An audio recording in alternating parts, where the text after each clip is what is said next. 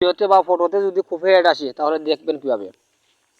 তাই আপনার Facebook open করে ফেসবুকের থ্রি ডটে ক্লিক করবেন। এখানে আছে সাহায্য ও সহায়তা, এখানে ক্লিক করবেন।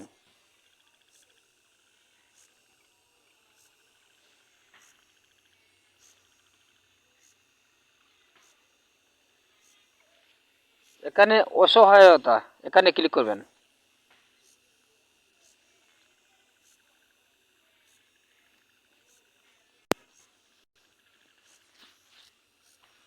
এখানে আপনার প্রোফাইলের নামের উপরে ক্লিক করবেন, ফেসবুকের নামের উপরে ক্লিক করবেন।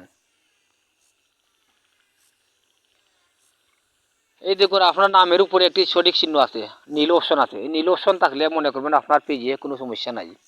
তাই এখন আমি ব্যাগে যাইব।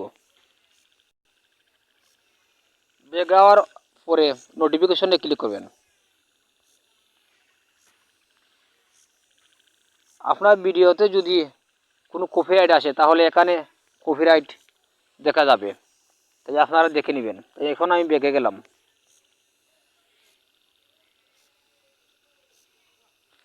আপনার অভিযোগ জানানো হোক, এখানে ক্লিক করবেন।